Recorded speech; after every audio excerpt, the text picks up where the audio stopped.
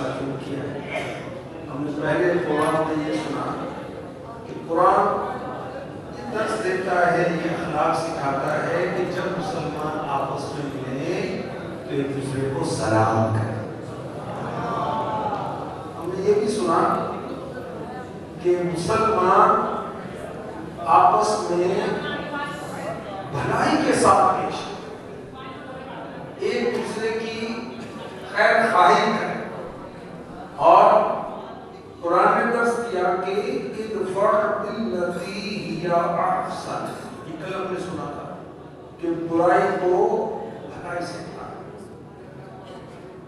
قرآن نے ہماری یہ اخلاقی تربیت کی کہ غصہ پینے والے اللہ کی بارگاہ میں پیارے ہیں. آج ہم کیا سنیں گے؟ قرآن ہمیں یہ تربیت دیتا ہے بے اتفاقی نہ کرو، جھگڑے نہ کرو، اتفاق سے رہو. سورہ انفال کی آیت نمبر 46 وَلَا تَنَازَعُوا فَتَفْشَلُوا وَتَذْهَبَ رِيحُكُمْ، اور آپس میں بے اتفاقی نہ کرو ورنہ تم بزدل ہو جاؤ اور تمہاری ہوا اکھڑ جائے گی، تمہاری طاقت ختم ہو جائے گی. اللہ پاک ایمان والوں کو فرما رہا. اللہ کا شکر ہے، اللہ کا شکر ہے ہم اللہ پر ایمان لائے، اس کے حبیب پر ایمان لائے، سارے نبیوں پر ایمان لائے، آسمانی کتابوں پر ایمان لائے، مرنے کے بعد اٹھائے جانے پر ایمان لائے، فرشتوں پر ایمان لائے، جنت پر ایمان لائے، دوزخ پر ایمان لائے.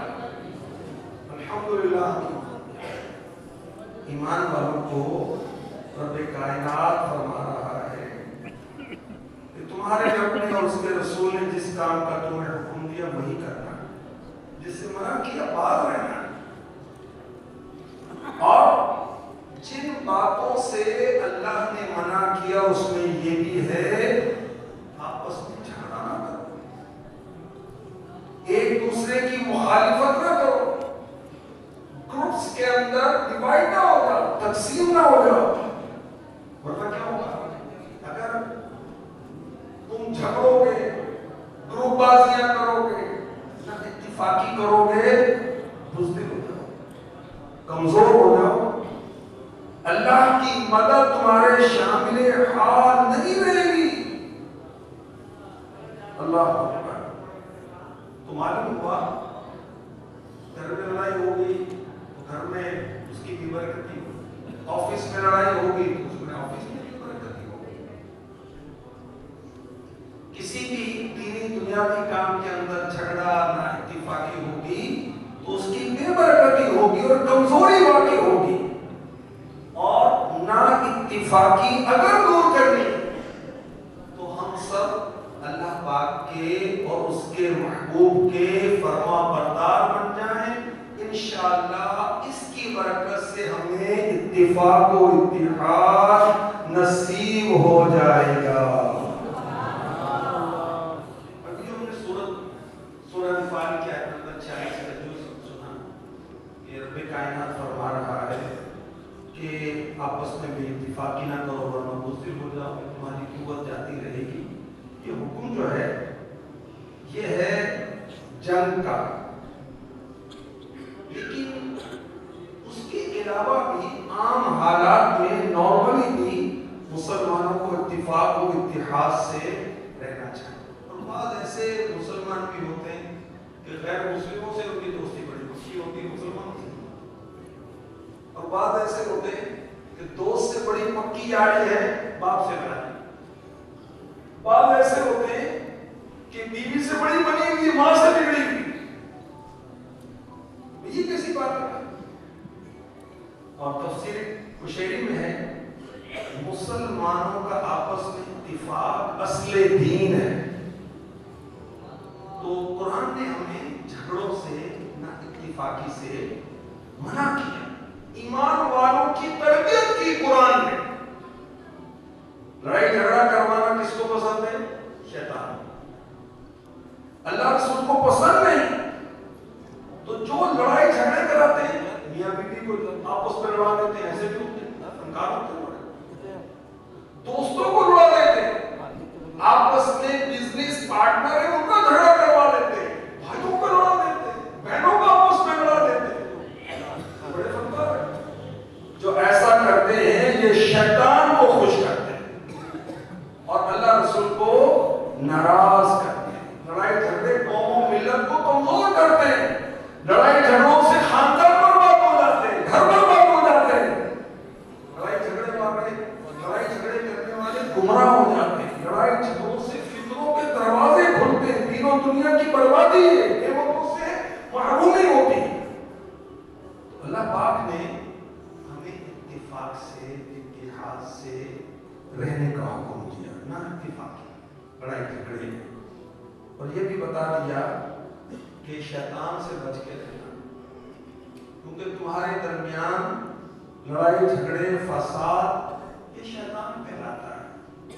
اللہ کرے ہم قرآن پڑھیں تو یہ چیزیں ہمیں خود ہی پتہ چل جائے کریں گے نا, سمجھ جائے کریں گے. قرآن پڑھیں گے, ترجمہ پڑھیں گے, تفسیر پڑھیں گے, اور اردو کے اندر تفسیر صراط الجنان اس دور کی عظیم ترین تفسیر, 18 لاکھ سے زیادہ اس کی جو ایپ ہے وہ عاشقان قرآن ڈاؤن لوڈ کر چکے ہیں. موبائل کے اندر دونوں طرح کی ایپس ہوتی ہیں, قرآن کی تفسیر بھی ایپ, اس کو بھی ڈاؤن لوڈ کر لو. سورہ بنی اسرائیل میں ارشاد ہوتا ہے ان الشیطان ینزغ بینہم ان الشیطان کان للانسان عدوا مبینا.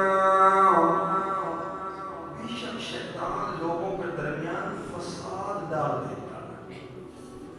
بے شک شیطان انسان کا کھلا دشمن ہے. شیطان بھاگتا ہے لڑائی, شیطان فتنے ڈالتا ہے, آپس میں ناراضی اور جھگڑے شیطان کرواتا ہے. اللہ اکبر. تو عقل مند کون ہے؟ جو مسلمان کا خیر خواہ ہے, بھلائی چاہنے والا. لڑنے والا عقل مند نہیں ہے. عقل مند وہ ہے جو رسول پاک صلی اللہ علیہ وسلم کے طریقے پر عمل کرتا ہے. تو شیطان ہمارا دشمن ہے, لوگوں میں فساد ڈالتا ہے, دشمنیاں پیدا کرتا ہے. کچھ لوگ بیٹھے اللہ پاک کا ذکر کر رہے ہیں, شیطان بڑا فنکار ہے, کیسا ڈرامہ کرتا ہے, کیسے چکر بازیاں کرتا ہے, کیسے لڑائیاں کراتا ہے. سنیں, کچھ لوگ بیٹھے اللہ کر رہے ہیں, اللہ رسول کو یاد کر رہے تھے, دین سیکھ رہے تھے, سکھا رہے تھے, قرآن پڑھ رہے تھے, درود شریف پڑھ رہے تھے, یہ ساری چیزیں ذکر اللہ ہے. شیطان آیا تھا کہ اس مجلس کو ختم کرے. اس کو تو پسند نہیں کہ لوگ مل کر اللہ رسول کو یاد کریں. فرشتوں نے اس کو روک دیا, فرشتوں نے آگے نہیں آنے دیا. اب شیطان نے کیا کیا, اس ساتھ ہی کچھ لوگ بیٹھے ہوئے تھے, شیطان نے ان کے پاس گیا. یہ ذکر اللہ نہیں کر رہے تھے, باتوں میں لگے ہوئے تھے, ادھر ادھر کی کر رہے تھے. شیطان نے ان کو آپس میں ایک دوسرے کے خلاف اکسایا, بھڑکایا, لڑایا. یہ لڑ پڑے, ایک دوسرے کو چھپڑ پڑے, وہ ہاتھا پائی شروع ہو گئی, مار رہے ایک دوسرے کو. اللہ. اب وہ جو اللہ کی یاد کر رہے تھے, انہوں نے کہا چلو اٹھو بھائی, اپنے بھائیوں کے درمیان سنو.